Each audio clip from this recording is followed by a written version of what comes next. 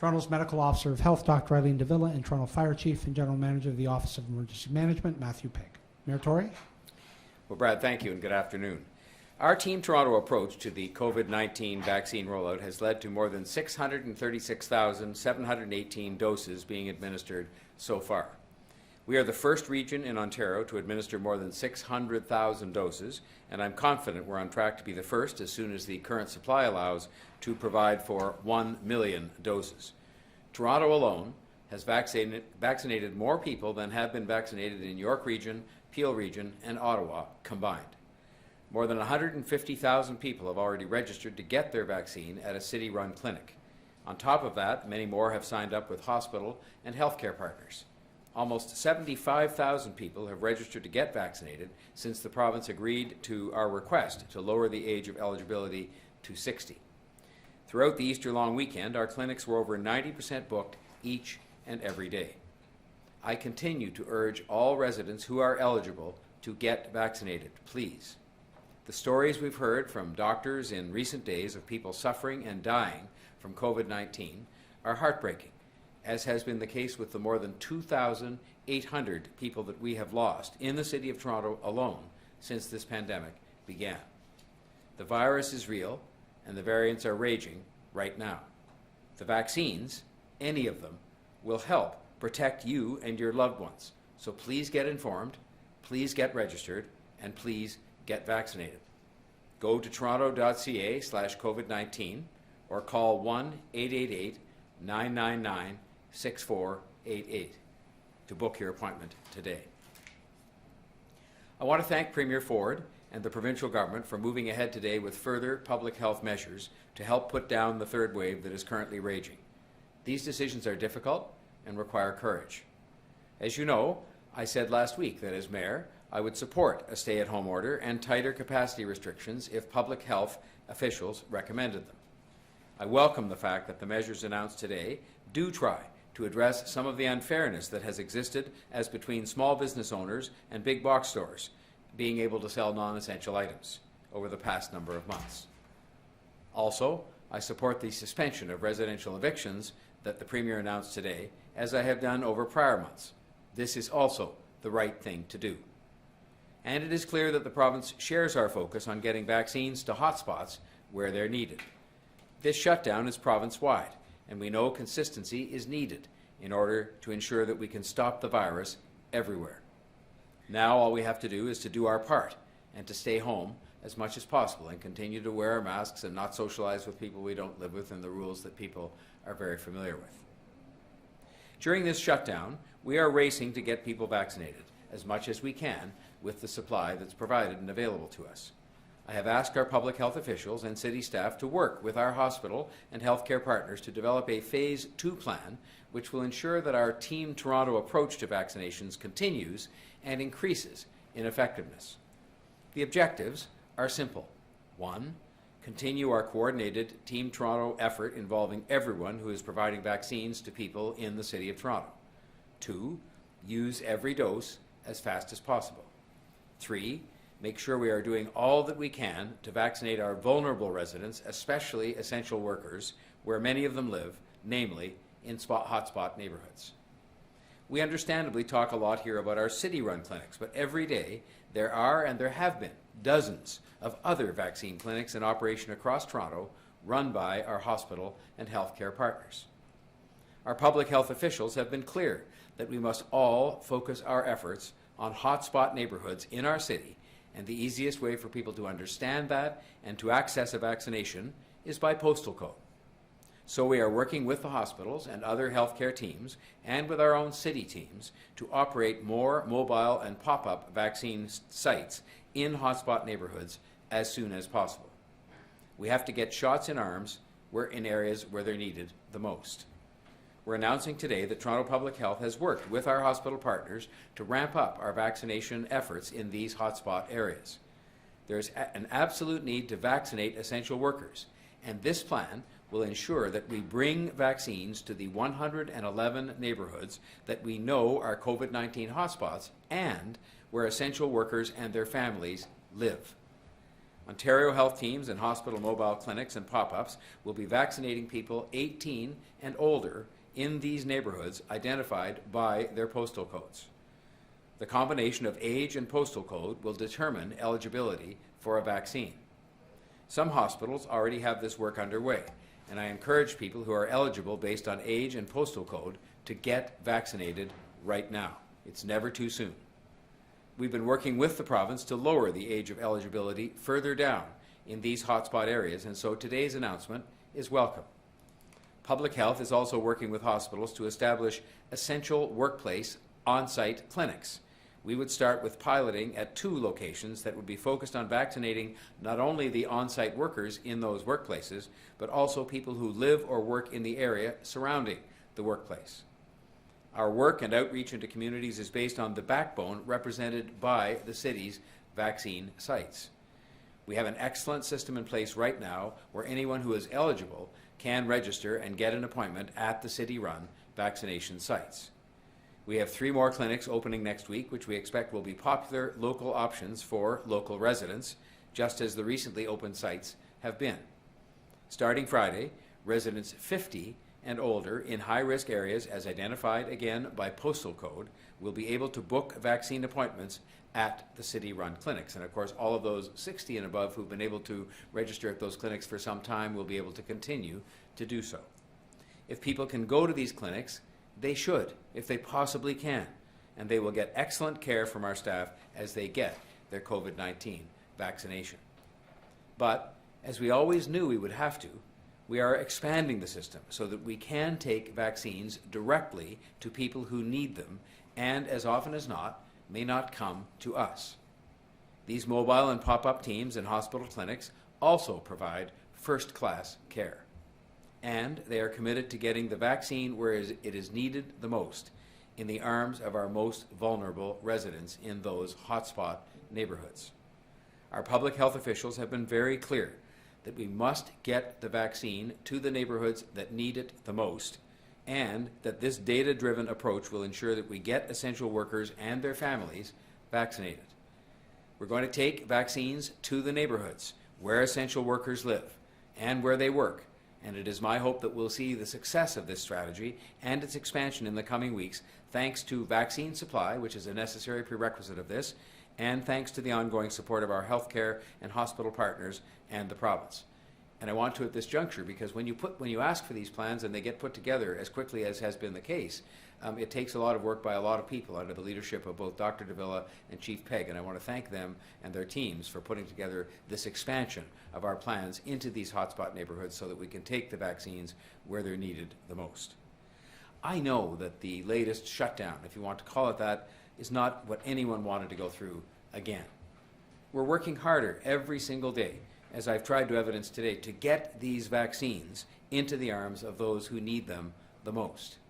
This effort will continue throughout the shutdown, and I'm confident it will allow us to emerge and avoid further shutdowns and lockdowns over the course of the summer. That's what this is all about. We stay home now, we go and get vaccinated now, we save lives, we save our summer, and much, much more than our summer. We save socially, we save economically. We have benefits right across the board if we can do that now. Stay home and get vaccinated. We get more people, essentially, and especially our essential workers, vaccinated now. We save lives. We save jobs. We save the summer. We save economic damage, further economic damage. I'm confident that the steps announced today in the vaccination area, together with the provincial actions undertaken today, will move us in the right direction of those goals, starting right away. And I thank you in advance for your anticipated cooperation, both in following the public health measures and in arranging to get yourself and to get your family and your friends vaccinated as soon as you are eligible. I'd now like to ask Dr. Davila to offer her remarks for today.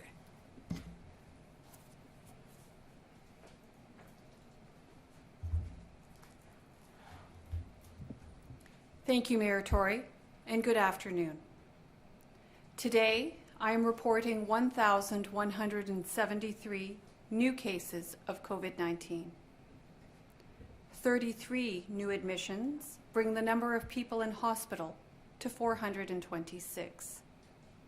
65 people are in the ICU. And sadly, I'm reporting 4 more deaths to COVID-19. The current number of cases screened positive for variants of concern is 10,382. From last Thursday and through today, we have seen almost 7,000 new cases of COVID-19. Today, the Premier announced further public health measures in Ontario. I support any and all solutions that achieve the objective of measurably weakening the disruption that COVID-19 is forcing in all our communities. Our job now is to respect and follow those measures. We do not have enough time, nor do we have enough vaccine to vaccinate our way out of this third wave. While we move forward with vaccinations, the success of public health measures lies in the extent to which we adhere to them and keep our distance. That I am reporting nearly 7,000 cases in 7 days says more about the threat we face than anything I might describe. Toronto Public Health continues to work with our healthcare partners, as you've just heard, across the city on ways to deliver vaccines to create the largest possible benefit for the greatest number of people. Our plan, which we developed jointly, will see the continued operation of the immunization clinics that provide vaccines under the parameters of the provincial framework. At the same time, we are creating opportunities to widen vaccine access for high-risk neighborhoods by taking vaccines to them through expanded pop-up and mobile clinics. These neighborhoods were identified by the province using data, including infection and hospitalization rates for COVID-19 and other factors, including racialization, income, and quality of housing. And Toronto neighborhoods have had vastly different experiences with COVID-19. Last week, one Toronto neighborhood within a hotspot had a weekly incidence rate of 682 cases per 100,000 population. In contrast, the citywide incidence rate for the same time period was 196 per 100,000 population. The extent of the resurgence, persistence of these high case counts compel us to determine what ways will best outsmart the spread of the virus and the variants. Like many of you, I am waiting for my turn to be vaccinated. By including specific focus in our vaccination plan, we begin to create a new front line of immunized people who are most at risk of acquiring and spreading COVID-19, but whom, through their vaccination, now give COVID nowhere to go. This, in turn, creates a protective benefit for everyone. If need be, our approach can be adapted again to reflect the circumstances of highest risk and need, and to produce the greatest benefit to the largest number of people. Today is the first day that we are back to exclusively online learning for children in the Toronto school systems. We concluded yesterday, Toronto has reached the point where there were no alternatives that would provide for continued in-class learning, a decision made with great care and careful deliberation. I have said, and Toronto Public Health believes, that schools should operate as safely as possible in the pandemic, but never at all costs. To this end, our schools have been safe, and the actions we took were aimed at keeping them that way.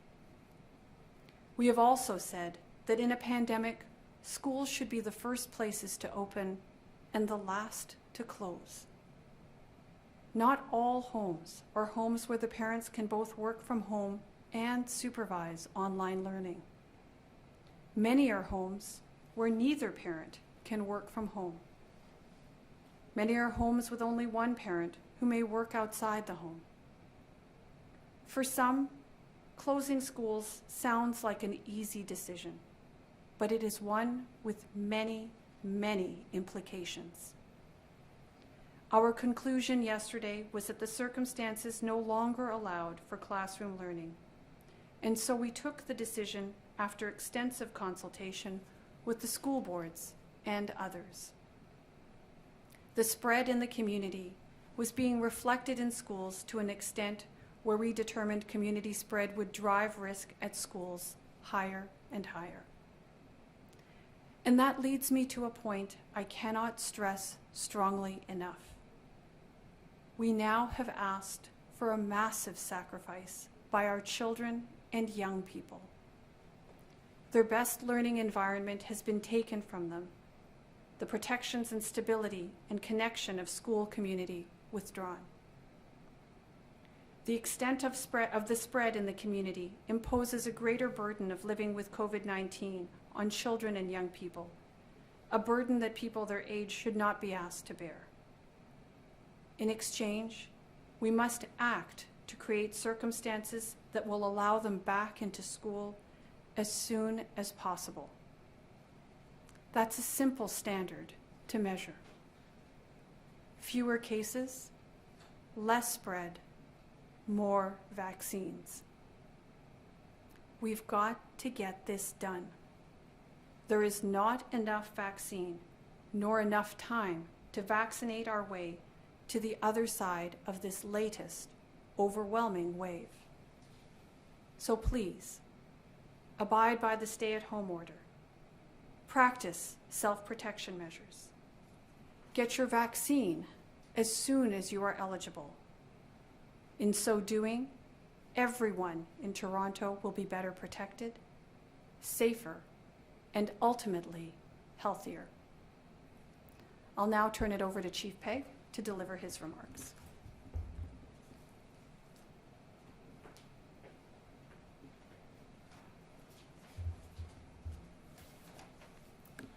Thank you, Dr. Davila. On Monday morning this week, we opened the 6th city-operated COVID-19 vaccine clinic inside the hangar in Downsview Park. When operating at full capacity, this vaccine clinic includes 40 immunizers and a full complement of staff supporting efficient and effective operations. As a reminder, the City of Toronto is currently operating 6 COVID-19 vaccine clinics. These clinics are located inside the Metro Toronto Convention Centre, the Toronto Congress Centre, the Scarborough Town Centre, Mitchell Field Arena, the Malvern Community Recreation Centre, and the hangar in Downsview Park. All 6 of these clinics are open 7 days per week, with appointments available between 11 a.m. and 8 p.m. daily. In designing and operating our city-operated clinics, we continue to prioritize a safe, efficient, and effective client experience. Wait times for those who arrive shortly before their scheduled appointment in a city-operated clinic are very short, with most people not having to wait long at all. In fact, the majority of people are checked in, vaccinated, and checked out of the clinic in about 30 minutes. Our immunization task force continues to be focused on vaccinating as many people as possible, as quickly as possible. This is a goal supported by our Team Toronto partners, including the City of Toronto, Ontario Health Teams, hospitals, pharmacies, and primary care physicians, all of whom are working in collaboration to maximize vaccine rollout across Toronto, including supporting mobile clinics as part of Phase 2, as announced today. In that spirit, I'm pleased to confirm that we will open the final 3 city-operated vaccine clinics at 11 a.m. on Monday, April 12th. These clinics are located inside the Cloverdale Mall, inside the North Toronto Memorial Community Centre, and inside the Carmine Stefano Community Centre.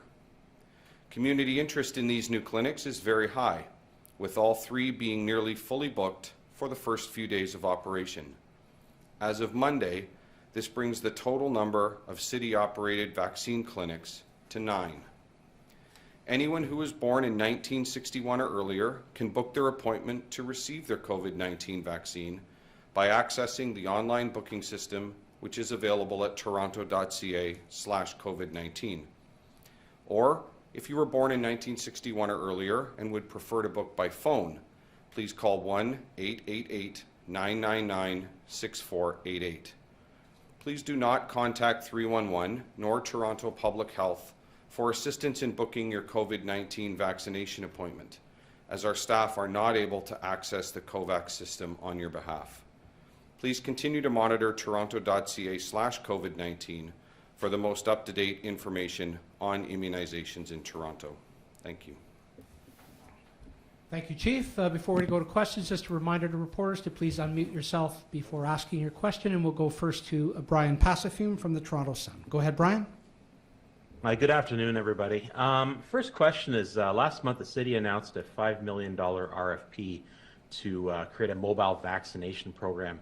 In terms of what was announced today by Premier Ford, what is the progress of the city's efforts in that regard, and how do those efforts fit in with the province's plans?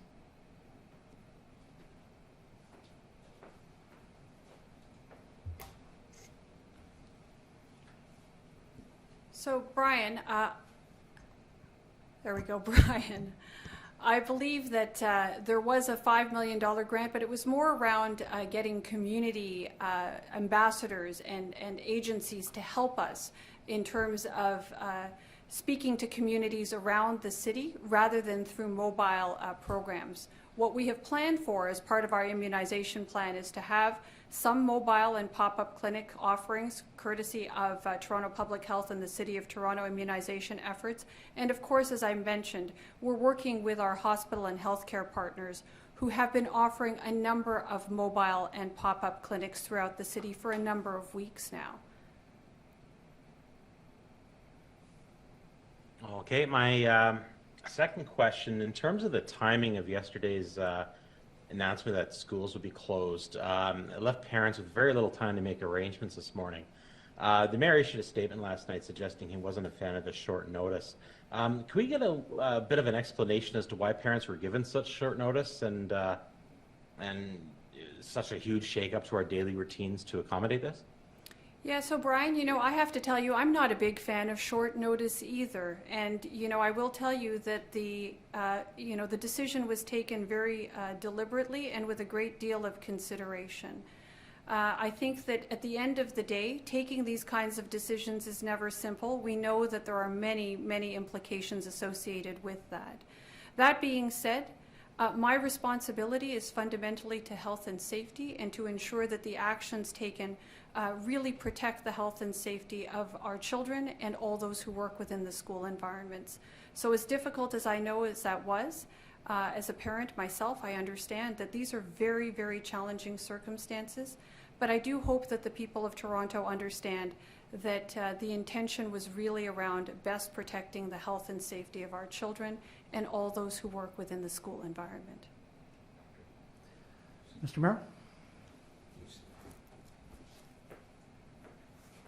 I just wanted to make clear that while I canvassed the issue of notice very thoroughly with Dr. Davila, because I was very concerned about the impact that the decision would have on parents, when she assured me in those discussions that she felt that the urgency of the decision in order to keep the schools safe, that we're safe and to address the health issues was of a sufficient urgency that we should move forward with it, I supported that decision, and I still do. But I did think it was appropriate, and we did have a very thorough discussion about the timing and some of the difficulties that posed for parents and families across the city. But in the end, the health concerns were deemed to be very urgent and appropriate to act upon yesterday afternoon. Thank you. We'll go next to Anushka Yadav from Global News. Anushka? Good afternoon, everyone. So my first question is, today Education Minister Stephen Lecce says that he feels closing schools was wrong, but Global News has learned today that at least 2 private schools were conducting in-class learning. Why are private schools in Toronto continuing to operate even after Toronto Public Health mandate to close? If you could comment on that.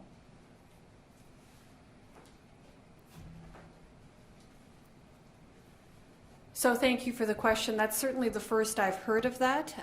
If you provide us with information, we can certainly follow up. The order clearly does apply to all schools within Toronto, and it's our sincere hope that our school partners, whether they're publicly funded schools or private independent schools, are interested in working together with us to preserve the health and safety of all of our school communities, regardless of how they're funded. Thank you so much. My next question is to Dr. De Villa. After the Education Minister's announcement today, will you continue to invoke Section 22 to keep schools in Toronto closed after the April break? So at this point in time, the order has been issued to cover up until the period of the end of the April break. It's actually my sincere hope that we actually get our children back to in-person learning as soon as possible. Of course, health and safety remains my paramount concern, as it always is when it comes to children or any other members of our community. And it's my sincere hope that we as a community actually do our part to protect our schools. And the way we do that is by staying home as much as possible. We've seen a series of public health measures taken by our provincial counterparts. These are difficult measures, but they're the necessary measures at this point in time. The more we can reduce community spread of COVID-19, the sooner we will be able to assure the continued safe environment in our schools that they have enjoyed so far. That's the ultimate goal here. Thank you. We'll go next to Nick Boisvert from CBC News. Nick? Hi, thanks. I'm just looking for some more reaction to the measures announced by the province today, and specifically when it comes to essential workplaces, warehousing, manufacturing, places that have been really identified as hotspots. Do you see that enough is being done as part of these measures to actually combat some of those outbreaks? So, Nick, I'll be quite upfront. I haven't had a great deal of time to really look into what measures have been announced in great detail. I'm certainly pleased to see that measures have been taken on several different fronts to control community spread and to do the best we can to mitigate the impact of this current wave that we're facing. So I think to that end, it's beholden on all of us as members of communities all around this province, but I speak specifically to the residents of Toronto, to continue to really do the best you can, to practice those measures for self-protection, to abide by the measures that have been put forth thus far, to get your vaccine as soon as you're eligible, because this is what will protect us all, and it's what will get us to the other side of this pandemic in the most expeditious way possible. And for people who are 18 and above in some of those hotspots that have been identified, can you give them a timeline as to when they could expect to actually go and get a shot? Well, I think with this being a very new announcement, we have yet to work out a number of details. We're interested in continuing to work with our provincial partners, to work with our healthcare partners, to figure out what is the best way, the most timely and efficient way to actually put this plan into implementation. Look forward to working with our provincial and healthcare partners more locally to actually get that done. Thank you. We'll go next to Ben Cohn from the Toronto Star. Ben? Hi, everyone. My question is for Dr. De Villa. How will you know when it's safe to reopen schools? Like, how low will cases have to be? How many people will need to be vaccinated? Are there targets like that? Well, you know, the team back at Toronto Public Health is actively looking at key measures. We're certainly looking at the rates within the community, and there's been some guidance that's been put out there. Our approach has always been data-driven and evidence-informed, and there are a number of different measures that look at things like what is community rate, what do community COVID-19 rates look like? What are the percent positivities when it comes to testing?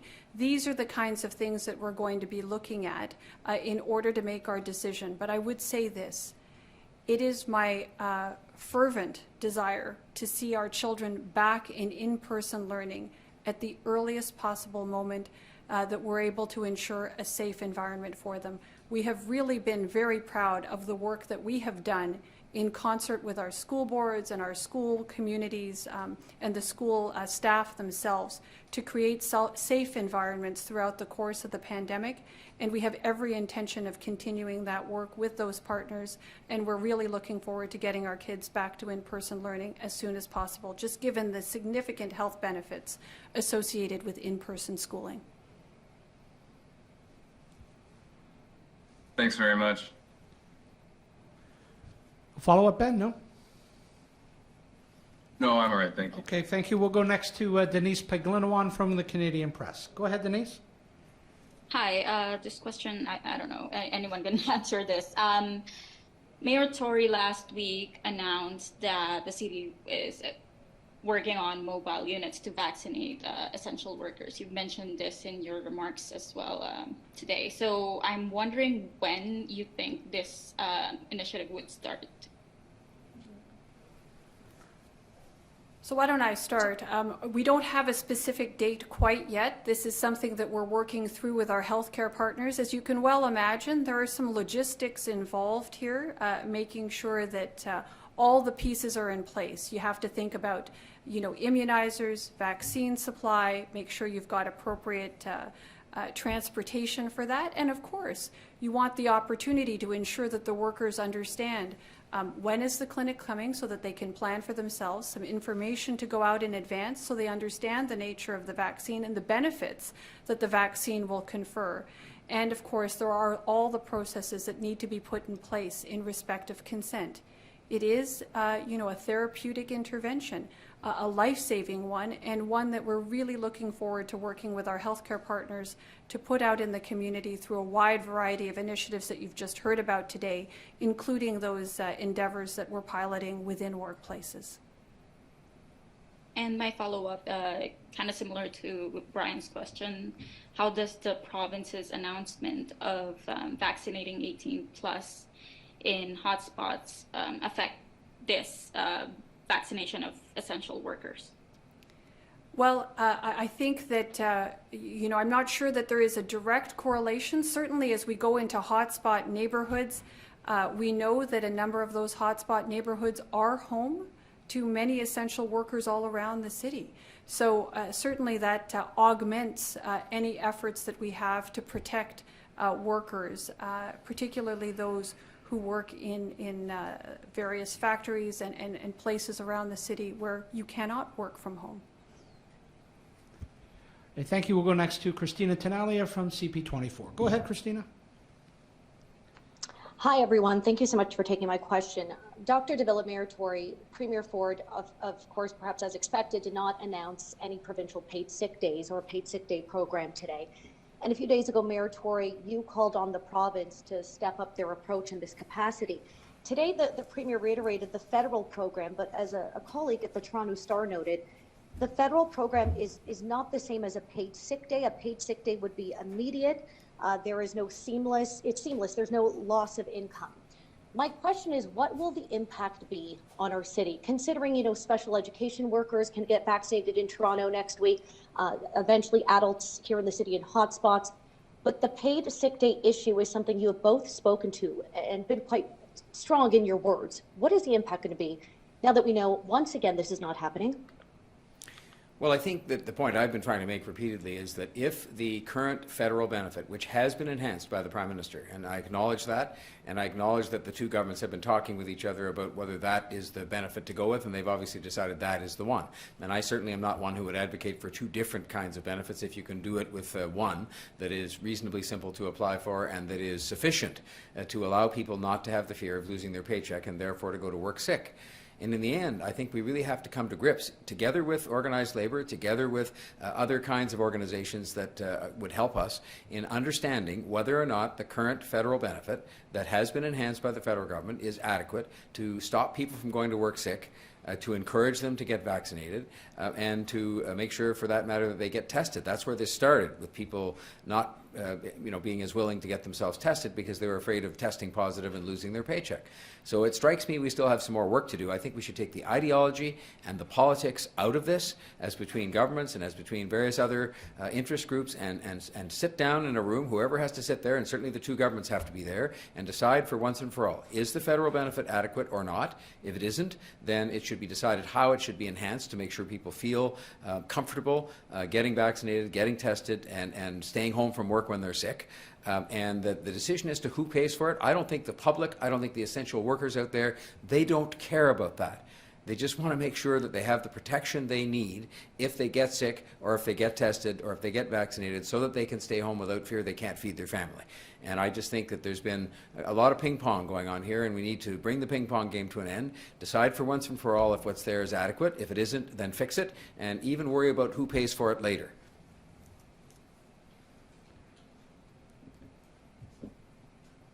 Dr. Davila, could you comment on this? Certainly, and I can comment on it. Now, sorry about that. I didn't see you coming to the microphone. I mean, are you concerned that cases will, you said a few days ago things are horrific. Will things get more out of control, considering there are no paid sick days for workers in this city and in this province provincially? Well, any measure that actually supports people to do the right thing in these circumstances would certainly be helpful. And we've seen a number of measures taken today to try to help people maintain distance as much as possible. At the end of the day, we know that people also have to participate actively in those measures, seeking to stay at home wherever possible. I, of course, would like to see paid sick days, even on a temporary basis, to get us through this pandemic, because we know when people stay home when they're supposed to, when they're sick, that actually helps to reduce transmission of COVID-19. That being said, we've got a number of measures that have been put forth today that are aimed towards creating environments that support the right behaviors. I think this is a good thing, and as the Mayor said, there's an opportunity yet for the different levels of government to come together around a table and have what I hope would be very constructive discussions around this important issue of paid sick days, even if done on a temporary basis. Thank you. We'll go next to Dave Ryder from the Toronto Star. Dave? Hi, all. Thanks for taking this. I just want to drill down on some of the previous questions and try to understand the logistics of, you've got a certain number of city clinics operating with a certain amount of supply, and you've got more clinics operating, yet you're going to do this whole other endeavor where everybody over the age of 18 in a whole bunch of neighborhoods is going to get vaccinated. So I just want to understand that. And does that mean people who might normally get vaccinated in the second stage in the city clinics are going to have to wait a little bit because the focus and the vaccine is shifting somewhere else? So thanks, Dave, for the question. I would say this, we are just coming into this information ourselves, and so there is still quite a bit of conversation that needs to happen with provincial counterparts and, of course, with our healthcare partners who have been absolutely crucial to our vaccination efforts here in the city. So we are prepared to establish mobile clinics ourselves as the City of Toronto and Toronto Public Health. And we're certainly prepared to help augment the activities and clinics that our healthcare partners have been undertaking thus far. So lots yet to be worked out in terms of the specific details. And as you can well imagine, lots of moving parts on trying to manage a series of mobile clinics along with a series of fixed clinics. So we expect to have productive discussions with our healthcare partners, but unfortunately, the details are just not available until we have that opportunity to sit down and have those planning conversations. Thank you. I guess for my follow-up, I'll build on that, and just so I understand, at this moment, you can't say how quickly those people in those neighborhoods can expect to get vaccinated, if it'll be within days or weeks or months. And it sounds like, if I'm understanding what you're saying, the city's vaccine supply right now that's going to those city-run clinics is not going to cover this whole other big endeavor that I think you're saying that would have to come from the province, or you just don't know? Well, so I think it's a little bit of both, as it turns out. And I would point out, Dave, that there are actually mobile and pop-up clinics that are ongoing and have been ongoing for several weeks. The idea is to continue to have those clinics, those mobile immunizing teams proceed with their work and to expand to other areas in concert with us as city partners and all the other healthcare partners that are part of that Team Toronto vaccination program. Our hope is to get these things and to expand our efforts in the days and weeks to come. But let me be very clear, there are currently mobile and pop-up clinics that are happening in locations all around the city, over and above fixed site clinics that are located in hospitals, and certainly the ones that we operate as the City of Toronto and Toronto Public Health. Okay, thank you. That concludes today's briefing. Our next scheduled briefing will be this Monday, April the 12th. Please stay well.